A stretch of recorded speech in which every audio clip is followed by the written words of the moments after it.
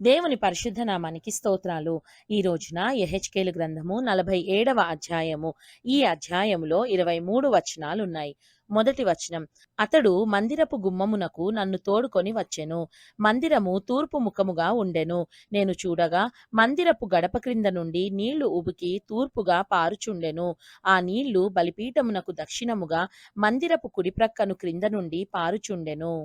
రెండవ వచనం, పిమ్మట ఆయన ఉత్తరపు గుమ్మపు మార్గముగా నన్ను నడిపించి చుట్టూ త్రిప్పి తూర్పునకు పోవు దారిని బయట గుమ్మమునకు తోడుకొని వచ్చెను. నేను చూడగా అచ్చట గుమ్మపు కుడిప్రక్కను నీళ్లు ఉబికి పారుచుండెను.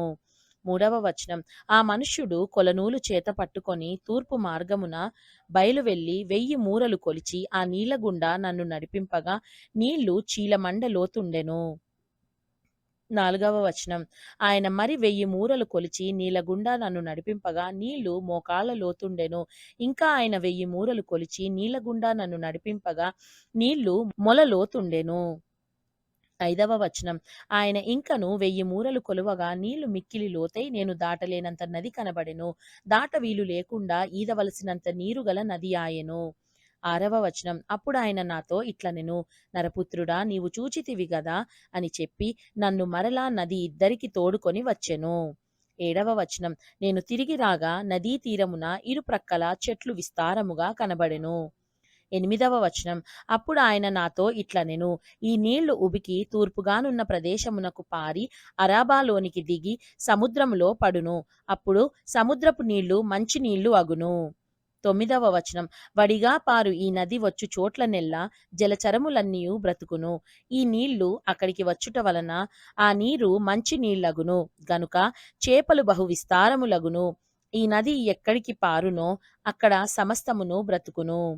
పదవ వచనం, మరియు దాని యొద్ద ఏన్గేది పట్టణము మొదలుకొని ఏనెగ్లా ఈము పట్టణము వరకును చేపలు పట్టువారు దాని ప్రక్కల నిలిచి వలలు వేయుదురు.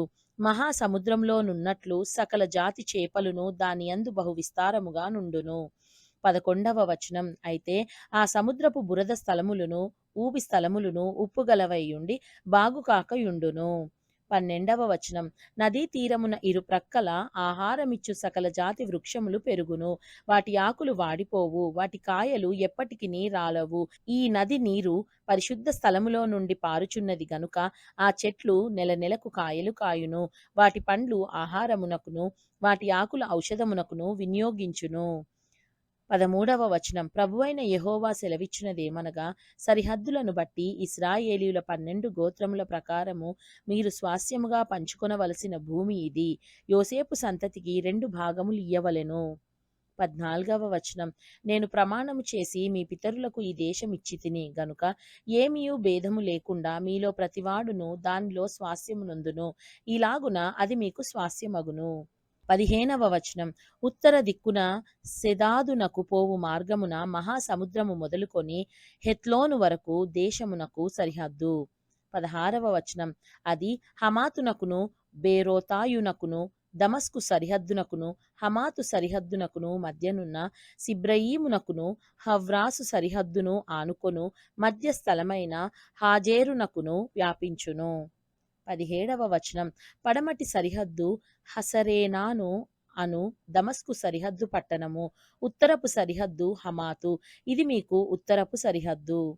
18వ వచనం, తూర్పు దిక్కున హవ్రాను దమస్కు గిలాదులకును ఇశ్రాయేలీయుల దేశమునకును మధ్య యోర్దాను నది సరిహద్దుగా ఉండును. సరిహద్దు మొదలుకొని తూర్పు సముద్రం వరకు దాని కొలువవలెను. ఇది మీకు తూర్పు సరిహద్దు.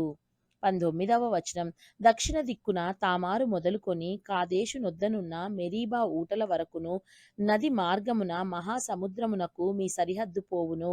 ఇది మీకు దక్షిణపు సరిహద్దు. 20వ వచనం, పశ్చిమ దిక్కున సరిహద్దు మొదలుకొని హమాతునకు పోవు మార్గము వరకు మహాసముద్రము సరిహద్దుగా ఉండును. ఇది మీకు పశ్చిమ దిక్కు సరిహద్దు. 21వ వచనం. ఇశ్రాయేలీయుల గోత్రముల ప్రకారము ఈ దేశమును మీరు పంచుకొనవలెను. 22వ వచనం.